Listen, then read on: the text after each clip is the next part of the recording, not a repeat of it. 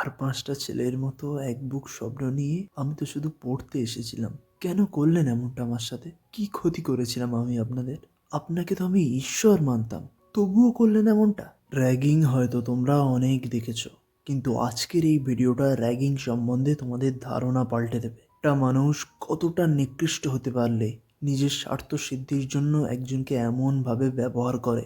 এই ভিডিওটা বিশেষ করে তাদের জন্য যারা ইঞ্জিনিয়ারিং বা মেডিকেল পড়ছো অথবা হস্টেলে থাকো। একটি সাইকোলজিক্যাল থ্রিলার এবং হরর ফিল্মের এক্সপ্লেনেশন নিয়ে ফিল্মি প্লাসের নিবেদন 404 এরর নট ফাউন্ড। মুভিটা শুরু হয় একটি পুরানো ভিডিও দেখি, যেখানে গৌরব নামের একজন নতুন ছাত্র মেডিকেল কলেজে পড়তে এসেছে এবং সে তার সেই মুহূর্তগুলো ক্যামেরাবন্দি করছে। এরপরে হঠাৎই একদিন তার রুমে তার ঝুলন্ত দেহ দেখা যায়। এরপর আমরা আবার বর্তমান সময়ে ফিরে আসি, যেখানে সদ্য আগত ছাত্রছাত্রীদের উপর সিনিয়ররা র্যাগিং করছে। সেখানে একজন ছেলেকে দেখানো হয় যার নাম অভিমন্যু, যে কিনা খুব সাহসী, বুদ্ধিমান এবং একজন ভালো মানের স্টুডেন্ট। পুরো ভিডিওতে শর্টে আমি তাকে অভি বলে ডাকবো। নতুন ক্লাসের পর সিনিয়ররা অভির বন্ধুদের জামা প্যান্ট খুলে উল্টো পাল্টাভাবে র্যাগিং শুরু করে। কিন্তু যখন অভির উপর তারা একইভাবে র্যাগিং করতে যায়, তখন সে ওয়ার্ডেনের কাছে সব বলে দেয়। তো এই ঘটনার পরে সিনিয়ররা অভি এবং তার বন্ধুদের কাছে এসে কুমিরের কান্না করে ক্ষমা চেয়ে নেয়। তো অভিরা এটা ভালোভাবেই বুঝতে পারে যে পরে সিনিয়ররা কোনো একটা গন্ডগোল করবে, এবং তাদের ভাবনা মতো তাই হয়ও। একদিন অভি আর তার বন্ধুরা তাদের রুমে এসে দেখে কারো একজনের শরীরের বিভিন্ন অঙ্গ প্রত্যঙ্গ, শরীরের বিভিন্ন ভিতরের পার্ট তাদের রুমের চারিদিকে ছড়ানো। তো নতুন ছেলেপুলেরা এটা দেখে রীতিমতো ঘাবড়ে যায়। অভি মনে মনে ভাবে যে তার এই কমপ্লেনের জন্যই যখন এত বাড়াবাড়ি হচ্ছে, তখন সে নিজেই সেই রুমটা ছেড়ে দেবে, যাতে তার জন্য তার বন্ধুদের সাফার না করতে হয়। তো সে ঠিক করে বহু বছর ধরে হস্টেলে বন্ধ পড়ে থাকা একটা রুমে থাকবে। এবারে তোমাদের ওই রুমটার ব্যাপারে কিছু বলি। ওই রুমটা বন্ধ পড়ে থাকার কারণ হলো, বহু বছর আগে গৌরব নামের একজন স্টুডেন্ট ওই রুমে আত্মহত্যা করেছিল। আর হ্যাঁ, এটাই সেই স্টুডেন্ট যাকে মুভির শুরুতে দেখানো হয়েছিল। আর ওই রুমটার নাম্বার অনুযায়ী মুভিটার নাম রাখা হয়েছে 404। যাই হোক, এদিকে অভি ওয়ার্ডেনের সাথে ডিনের কাছে রুমটা খুলে দেওয়ার জন্য আবেদন করে, কিন্তু ডিন কোনো মতেই রাজি হয় না। তিনি বলেন ওই রুমে একজন আত্মহত্যা করেছিল, আমরা কোনো মতেই তোমাকে ওখানে থাকতে দিতে পারি না। কিন্তু অভি বলে, স্যার, আমি ওসব ভূত প্রেতে বিশ্বাস করি না, আমার কোনো অসুবিধা হবে না। আর তার থেকেও বড় কথা, যদি ওই রুমে আমি থাকি, তাহলে ওই রুম সম্বন্ধে এতদিন সবার যে ভুল ধারণা আছে সেটা দূর হয়ে যাবে। এখানে অনিরুদ্ধ নামের একজন প্রফেসর অভির সাহসিকতার প্রশংসা করেন এবং তার সাথে সহমতও পোষণ করেন। তিনি বলেন ওই রুমটা খুলে দেওয়া উচিত। পরে ওই রুমটা খুলে দেওয়াও হয়। এখানে প্রফেসর অনিরুদ্ধের ব্যাপারে কিছু জেনে রাখো। তিনি মনোবিজ্ঞানের একজন খুব বড় প্রফেসর। তাঁর লেখা বিভিন্ন বই দেশে বিদেশে বহু কলেজে পড়ানো হয়। একদিন ক্লাসে প্রফেসর অনিরুদ্ধ বায়োপোলার ডিসঅর্ডারের ব্যাপারে পড়াচ্ছিলেন। সেদিন ক্লাস শেষে অনিরুদ্ধের সাথে অভির আলাপ হয়। সে বলে যে সে অনিরুদ্ধের অনেক বড় ফ্যান। সে প্রফেসর অনিরুদ্ধের লেখা অনেক বই পড়েছে। তো প্রফেসরেরও বেশ অভিকে ভালো লেগে যায়। তিনি খুশি হয়ে অভিকে বলেন যে কখনো যদি কোনো ব্যাপারে কোনো হেল্প লাগে তো অভি যেন তার কাছে যায়। এক রাতে অভি ঘুমিয়েছিল। সিনিয়ররা অভি এবং অভির বন্ধুদের সিনিয়রদের বস ক্রিসের কাছে নিয়ে যায়। সেখানে তারা জুনিয়রদের উপর ছোটখাটোভাবে আবার র্যাগিং করে। আর ক্রিস অভিকে জিজ্ঞেস করে যে তোর রুমমেটের নাম কি। অভি বলতে না পারলে তার উপর ক্রিস প্রচন্ড রেগে যায়। তো তোমাদের নিশ্চয়ই মনে হতে পারে যে অভি তো নতুন রুমে একা থাকতো, তো এখানে আবার তার রুমমেট কোথা থেকে এলো। তো বলে রাখি, এখানে রুমমেট বলতে সেই রুমে আগে যে থাকতো, মানে যে আত্মহত্যা করেছিল তার কথা বলা হয়েছে। ক্রিস অভিকে বলে ওটা তোর সিনিয়র ছিল আর এখন তোর রুমমেট, আর তুই তার ব্যাপারে কিছুই জানিস না। কালকের মধ্যে তুই যেখান থেকে পারিস গৌরবের ব্যাপারে সব জেনে আসবি। আমি যেখান থেকে হোক তোকে জিজ্ঞেস করব, আর তোকে সব উত্তর দিতে হবে। আর কথা মতো অভি তাই করেও। সেদিন সে ক্লাস অ্যাটেন্ড করে না। সে সারাদিন বিভিন্ন ওয়েবসাইট ঘেঁটে গৌরবের ব্যাপারে নানা তথ্য জোগাড় করে। সন্ধ্যায় সে তার এক বন্ধুকে গৌরবের ব্যাপারে কিছু কথা বলে, যে তার আত্মহত্যা করার কারণ ছিল সিনিয়রদের করা র্যাগিং। কিন্তু নিউজ পেপারে এই ঘটনাটাকে চেপে লেখা হয় যে সে ভালো রেজাল্ট না করতে পারার জন্য আত্মহত্যা করেছিল।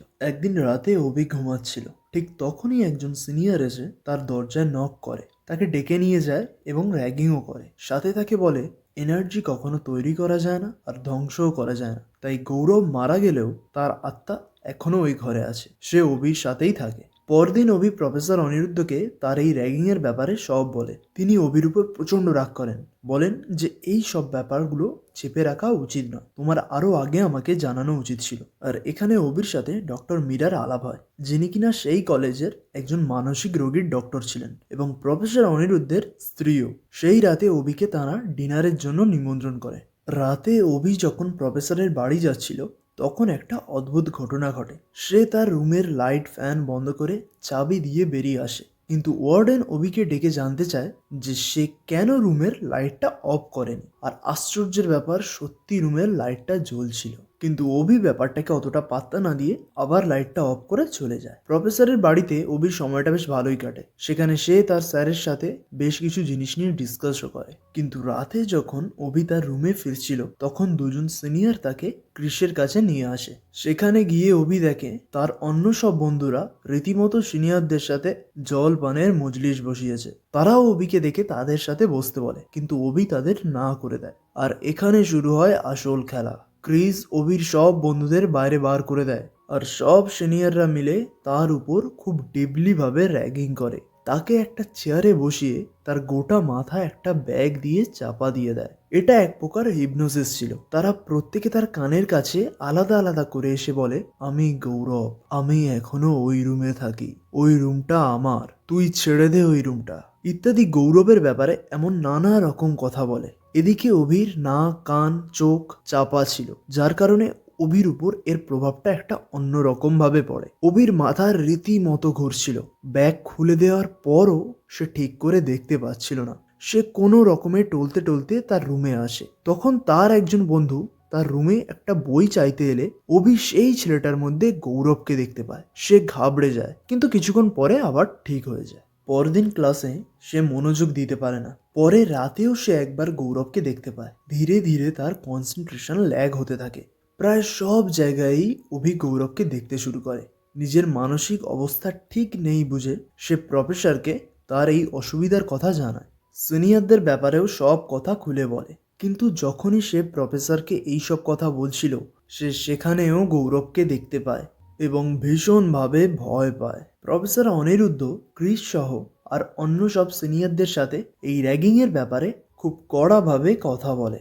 এদিকে জুনিয়ররা র্যাগিংয়ের বিরুদ্ধে আন্দোলন করে। সিনিয়ররা সেখানে এসে সব বন্ধ করে দিতে বলে এবং বলে যে তারা আর র্যাগিং করবে না। এদিকে অভিকে ডক্টর মীরা বলেন, দেখো, যদি তোমার কোনো প্রবলেম হয়, মানে ওই রুমে থাকতে আর কি যদি কোনো প্রবলেম হয়, তো সে যেন ওই রুমটা ছেড়ে দেয়। অনিরুদ্ধ এখানে বলে, আত্মা আছে এই ভয় নয়, যদি ওই রুমে থাকতে তার কোনো প্রবলেম হয় তো সে যেন ওই রুমটা ছেড়ে দেয়। এখানে অনিরুদ্ধ মজার ছলে একটা কথা অভিকে শোনায়। তিনি বলেন, কোথাও যেন তিনি শুনেছেন কারোর কোনো অপূর্ণ ইচ্ছা বাসনা যদি থেকে থাকে বা অপঘাতে মৃত্যু হলে সেই আত্মা মুক্তি পায় না, সে আজীবন আমাদের মধ্যে ঘুরতে থাকে। প্রফেসরের বলা এই কথাটা খুব ভালো করে মনে রাখো। এটার সাথে মুভির শেষে একটা ডিপ কানেকশন আছে। একদিন অভি তার রুমে একটা আয়না পরিষ্কার করছিল। ঠিক তখনই সেই আয়নায় সে গৌরবের ঝুলন্ত দেহ দেখতে পায় আর প্রচন্ড ভয় পেয়ে যায়। সে ঠিক করে সে গৌরবের বাড়িতে যাবে। সেখানে গিয়ে গৌরবের মা এবং বাবার সাথে তার আলাপ হয়। অভি গৌরবের ওই রুমে আছে জেনে গৌরবের মা তাকে গৌরবের কিছু পুরনো জিনিস দেয়। এখানে তোমাদের মনে হতেই পারে যে গৌরব তো মারা গেছে, তো অভি ওই জিনিসগুলো দেবে টাকাকে। আর যদিও বা আত্মা থেকে থাকে, তো আত্মা ওই জিনিসগুলো নিয়েও বা কী করবে? এর উত্তরটা হলো গিয়ে, গৌরবের মা এটা বিশ্বাস করতেন যে তার ছেলের মৃত্যু হয়নি, সে এখনো ওই রুমে থাকে। অভি রুমে ফিরে গৌরবের সেই জিনিসগুলো দেখছিল। ধীরে ধীরে অভি যেন কোথাও গৌরবের সাথে জড়িয়ে যাচ্ছিল। একদিন অভি ক্লাসে না গিয়ে একা বসেছিল। ওয়ার্ডেন তাকে দেখে তার মানসিক অবস্থার কথা বুঝতে পারেন। তিনি অভিকে বলেন, তুমি কেন গৌরবকে নিয়ে এত ভাবছো, যেখানে তুমি নিজেই স্বীকার করেছো যে সিনিয়রদের করা র্যাগিংয়ের কারণে তুমি গৌরবকে হ্যালোসিনেট করতে, তাহলে কেন এমন করছো? সে ওয়ার্ডেনকে বলে, না স্যার, গৌরব আছে, গৌরব আছে। এই বলেই সে একটা জানলার কাছে গৌরবকে দেখায়, কিন্তু ওয়ার্ডেন সেখানে কিছুই দেখতে পান না। এই ঘটনার পরে একদিন অভি অনিরুদ্ধের সাথে দেখা করে এবং বলে এখন সে প্রায় সব জায়গায় গৌরবকে দেখতে পায়, এমনকি সে গৌরবের সাথে কথাও বলে। সে আরও বলে যে ডাক্তার হওয়ার স্বপ্নটা শুধু তার একার ছিল না, মানে গৌরবের ডাক্তার হওয়ার স্বপ্নটা গৌরবের পরিবারেরও ছিল। গৌরবের একার স্বপ্ন ছিল না। অনিরুদ্ধ অভির মতো একজন ব্রিলিয়েন্ট স্টুডেন্টের কাছ থেকে এই সব শুনে প্রচণ্ড বিরক্ত হয়ে যায়। অনিরুদ্ধ কিছু এডিট করা ফটো দেখিয়ে অভিকে ভুল প্রমাণ করার চেষ্টা করে, মানে কিছু এডিট করা ঘোস্ট ফটো দেখিয়ে অভিকে ভুল প্রমাণ করার চেষ্টা করে, কিন্তু এখানে অনিরুদ্ধ ব্যর্থ হন। একদিন অনিরুদ্ধ তার বাড়িতে ক্রিসের সাথে র্যাগিংয়ের ব্যাপারে কথা বলছিল। সে ভাবছিল যে ক্রিস এবং তার বন্ধুরা এখনো অভির উপর র্যাগিং করে যাচ্ছে। তো মীরা তখনই তাদের কাছে গেলে অনিরুদ্ধ সেই জায়গা থেকে চলে যায়। এই যে প্রফেসর চলে গেল, এই জায়গাটা আমি তোমাদের একটু মনে রাখতে বলবো। এটার সাথে মুভির শেষে একটা মাথা ঘোরানো টুইস্ট আছে। এক রাতে অনিরুদ্ধ তার এক থিসিসের কাজ করছিল। সে হঠাৎই আয়নায় তার মৃত মাকে দেখতে পায়। সে প্রচন্ড ভয় পেয়ে যায়। মীরা তার কাছে উঠে আসে। সে মীরাকে বলে, আমাদের কিছু একটা করতে হবে, অভির অবস্থাও আমার মতো হয়ে যাচ্ছে। এখানে তোমাদের বোঝার সুবিধার্থে বলে রাখি, অনিরুদ্ধের বায়োপোলার ডিসঅর্ডার নামে একটা মানসিক রোগ ছিল, যেখানে সে তার মৃত মাকে সবসময় দেখত। এরপরে আমরা দেখি একদিন খেলার সময় সিনিয়ররা অভিকে খেলতে যাওয়ার জন্য ডাকতে আসে, কিন্তু অভি হাওয়ার দিকে তাকিয়ে বলে যে তাকে গৌরব খেলতে যেতে বারণ করছে। সে আর গৌরব দূরেই ঠিক আছে, তারা দূর থেকেই খেলা দেখবে। সিনিয়ররা অভির এমন অবস্থা দেখে খুব অনুতপ্ত হয়। তারা নিজেদের ভুল বুঝতে পারে। ক্রিসও এখানে অনুতপ্ত ছিল। এদিকে প্রফেসর রীতিমতো তার মাকে হ্যালোসিনেট করতে শুরু করে, তাই অভিকে নিয়ে তার মনে আরো বেশি করে ভয় জাগে। তাই পরদিনই তিনি অভির সাথে দেখা করেন এবং বলেন যে তাড়াতাড়ি এইসব ভুলভাল ঘটনা থেকে তুমি বেরিয়ে আসো। কিন্তু এখানে উল্টে অভি অনিরুদ্ধকে বলে যে স্যার, গৌরবের আত্মহত্যা করার কারণটা কি ছিল জানেন? ছোটখাটো র্যাগিং তো তার উপর চলতোই, কিন্তু একদিন তাকে সিনিয়ররা মর্গে বন্ধ করে রাখে। এই ব্যাপারটা তাকে খুব মানসিকভাবে আঘাত করে। সে খুব বিষাদগ্রস্ত হয়ে যায়। তারপর থেকে সে নিজেকে একা রুমের ভিতর বন্ধ করে রাখতে শুরু করে, কিন্তু সিনিয়ররা র্যাগিং থামায়নি। একদিন অতিরিক্ত র্যাগিং সহ্য করতে না পেরে সে আত্মহত্যা করে। যদিও গৌরব এখন তার সেই পদক্ষেপের জন্য খুব অনুতপ্ত বোধ করে। এখানে আমরা দেখি অভি গৌরবের বাড়ি থেকে গৌরবের যে সব জিনিসপত্র এনেছিল তার মধ্যে থেকে গৌরবের পার্সোনাল ডায়েরিটা প্রফেসর নিয়ে যায়। এদিকে মুভির এমন একটা টুইস্ট সামনে আসে যেটা তোমার মাথা ঘুরিয়ে দেবে। ডক্টর মীরা ক্রিসকে ডেকে পাঠান। তিনি জানতে পারেন যে ক্রিস তার স্বামী অর্থাৎ প্রফেসর অনিরুদ্ধের কথায় অভিকে র্যাগিং করত। হ্যাঁ, অবাক লাগছে তাই তো? সেই প্রফেসর যাকে অভি নিজের ঈশ্বর মানত। এবার নিশ্চয়ই বুঝতে পারছো যে সেদিন মীরা কৃষির কাছে যেতে কেন অনিরুদ্ধ সেখান থেকে চলে গেছিল। তখন সে কৃষির সাথে র্যাগিং এর ব্যাপারে কথা বলছিল। যাই হোক, টুইস্ট তো এখনো বাকি আছে। মীরা অনিরুদ্ধের কাছে অভির রিপোর্ট নিয়ে বলে, কেন অনিরুদ্ধ, কেন? শুধু একটা থিসিসের জন্য তুমি ছেলেটাকে এমন গিনিপিগের মতো ব্যবহার করলে? কি ক্ষতি করেছিল ও তোমার? ও তো তোমায় ভগবান মানত। ছি অনিরুদ্ধ, ছি। ব্যাপারটা গুলিয়ে গেল তাই তো? তবে খুলে বলি, অনিরুদ্ধ একটা থিসিস বানাচ্ছিল যেখানে সে আত্মার অস্তিত্ব নেই এমনটা প্রমাণ করতে চাইছিল। এবার ঘটনাগুলো একটু মনে করো। যখনই তার সামনে ডিরের কাছে অভি ওই 404 নম্বর রুমটা চায়, সে ভাবে যে অভিকে ওই রুমে থাকতে দিলে এবং তার উপর তার এক্সপেরিমেন্টটা করতে সুবিধা হবে। তাই সে সেদিন সম্মতি দিয়েছিল এবং প্ল্যান করেছিল যে অভির উপর ভুতুড়েভাবে র্যাগিং করবে এবং পরে তার আত্মার ধারণাটাকে ভুল প্রমাণ করবে এবং নিজের এক্সপেরিমেন্টটাকে সাকসেসফুল করবে। এদিকে কলেজে কথাটা প্রায় জানাজানি হয়ে যায়। ক্রিস ওয়ার্ডেনের কাছে এসে সব স্বীকার করে নেয় যে র্যাগিংটা সে প্রফেসর অনিরুদ্ধের কথাই করেছিল। আর ঠিক তখনই মীরা সেখানে ছুটতে ছুটতে আসে, কারণ সে কোথাও অনিরুদ্ধকে খুঁজে পাচ্ছিল না। আর তোমরা এটা তো দেখেছো যে প্রফেসর অনিরুদ্ধ নিজেই বায়োপোলার ডিসঅর্ডারে আক্রান্ত। মীরা এখানে আরও বলে যে সে একদম লাস্ট স্টেজে আছে, অর্থাৎ বায়োপোলার ডিসঅর্ডারের লাস্ট স্টেজ, যেটাকে কিনা ম্যানিয়াক স্টেজ বলা হয়। এই অবস্থা রোগীরা নাকি খুব ভয়ানক হয়ে থাকে, যা ইচ্ছা তাই করতে পারে। তাই মীরা এত ভয় পাচ্ছিল। অন্যদিকে অনিরুদ্ধকে অভির সাথে একটা রুমে দেখা যায়, যেখানে সে অভিকে নানাভাবে বোঝানোর চেষ্টা করছে যে আত্মার কোনো অস্তিত্ব নেই।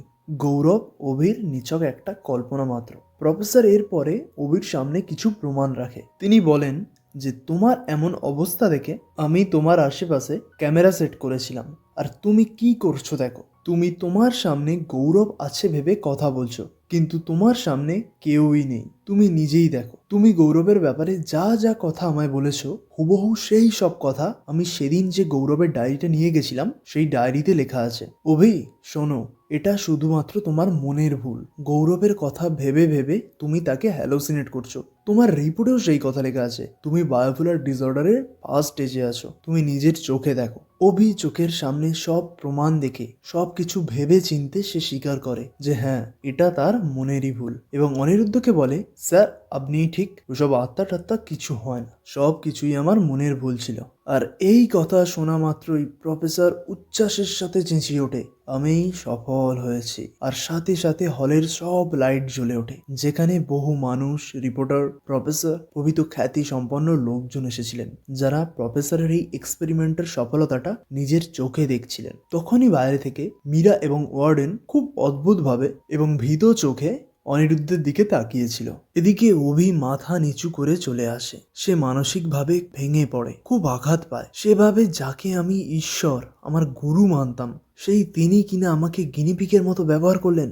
ধীরে ধীরে সে সব বুঝতে পারে। 404 নম্বর রুমটা অভিকে দিতে অনিরুদ্ধর এত উৎসাহ কেন ছিল। তিনি কেন সবসময় বলতেন যে আত্মার জন্য নয়, এমনি যদি কোনো অসুবিধা থাকে ওই রুমটা ছেড়ে দাও, ইত্যাদি নানা কারণ সে উপলব্ধি করতে পারে। বেশ কিছুক্ষণ পর অনিরুদ্ধ অভির রুমের কাছে এসে অভিকে তার রুমের বাইরে দাঁড়িয়ে থাকতে দেখে। সেখানে তিনি অভিকে বলে, অভি দেখো, যা হয়েছে এটার জন্য তুমি কষ্ট পেও না, আমাকে ভুল বুঝো না, কারোর না কারোর উপর তো এমনটা করতেই হতো। আফটার অল এটা তো মানুষের ভালোর জন্যই, বলো। অভি বেশ ঠান্ডা স্বরেই বলে, স্যার আপনি আমাকে ব্যবহার করেছেন, এটা না হয় মানলাম, কিন্তু আপনি গৌরবকে ব্যবহার করে ঠিক করেননি। এবারে তোমাদের মনে হতে পারে যে অভি তো একটু আগেই স্বীকার করলো যে আত্মা নেই, গৌরব তার কল্পনা মাত্র, তাহলে এসব কথা কেন বলছে? তাহলে বলি শোনো, আসল টুইস্ট এখনো বাকি আছে। অভি বলে, স্যার আপনি এক্ষুনি যে আত্মা নেই এটা প্রমাণ করে এলেন না, আমি এক্ষুনি আপনাকে ভুল প্রমাণ করতে পারি। আপনি আমার রুমের দরজাটা খুলে দেখুন।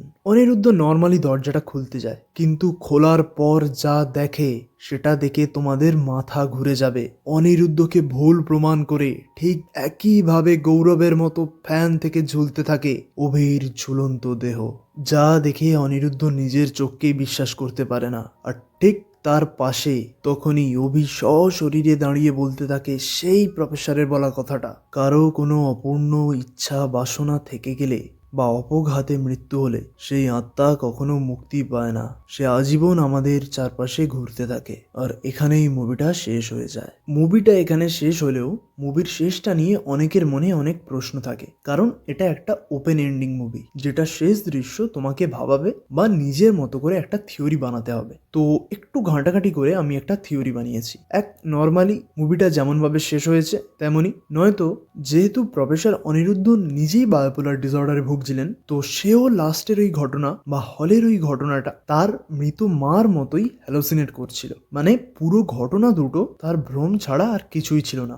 আর হয়তো এই কারণেই মীরা এবং ওয়ার্ডেন অনিরুদ্ধর দিকে এমন অদ্ভুতভাবে তাকিয়েছিল। আর যদি 1 নম্বর কারণটা হয় তাহলে ভয়ে তাকিয়েছিল। তো তোমাদের এটা নিশ্চয়ই মনে হতে পারে যে লাইট জ্বলার পর যদি লোক ছিলই না তাহলে অভি অমন অবাক হয়েছিল কেন। তাহলে বলে রাখি, অভি অবাক হয়েছিল লোক দেখে নয়, তাকে তার ঈশ্বর তুল্য প্রফেসর নিজের কাজে এমন বাজেভাবে ব্যবহার করেছিল বলে। যাই হোক, তোমাদের ব্যক্তিগত মতামত দয়া করে কমেন্টে জানিও। লাইক, কমেন্ট, শেয়ার এবং চ্যানেলে নতুন হয়ে থাকলে সাবস্ক্রাইব করে দিও। আর নয়তো সত্যি সত্যি মৃত গৌরব এবং অভি তোমার